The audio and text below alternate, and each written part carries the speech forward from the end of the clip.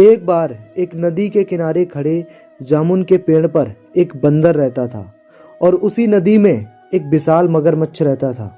बंदर और मगरमच्छ में धीरे धीरे दोस्ती हो गई और वो दोस्ती इतनी गहरी हो गई कि मगरमच्छ रोज बंदर के पास आता। बंदर उसे मीठे मीठे जामुन खिलाता और आपस में ढेर सारी बातें करता। एक दिन मगरमच्छ वही मीठे मीठे जामुन लेकर अपनी पत्नी के पास आता है और उससे कहता है कि देखो, ये मेरे बंदर दोस्त ने दिए हैं। मेरा बंदर दोस्त रोज मुझे ऐसे ही जामुन खिलाता है। तो उसकी पत्नी भी उन जामुन को खाती है और कहती है कि वाह, कितने मीठे जामुन हैं।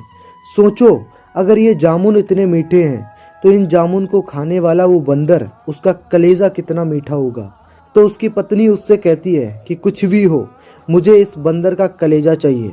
अगले ही दिन मगरमच्छ उस बंदर के पास गया और बंदर से कहता है, बंदर भाई, तेरी भाभी तुझे याद कर रही है, अपने हाथों से बना खाना खिलाना चाहती है। तो चलते हैं, आज की पार्टी वहीं करते हैं। बंदर भी उसकी बातों में आकर छलांग लगाता है और उसकी पीठ पर बैठ जाता है और चल देता है और कहता है कि चलो आज भाभी के हाथों से बना खाना खाते हैं।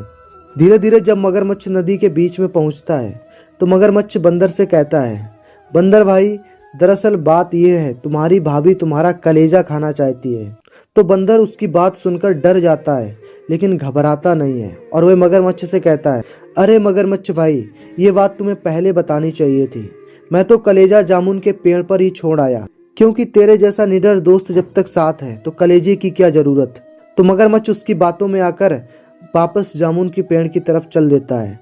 और जैसे ही नदी के किनारे आता है, मगरमच्छ छलांग लगाकर जामुन के पेड़ पर चढ़ जाता है और गुस्से में उससे कहता है, अरे जा धोखेबाज, मैंने दोस्ती की वजह से तुझ पे भरोसा किया और तूने मुझे धोखा दिया।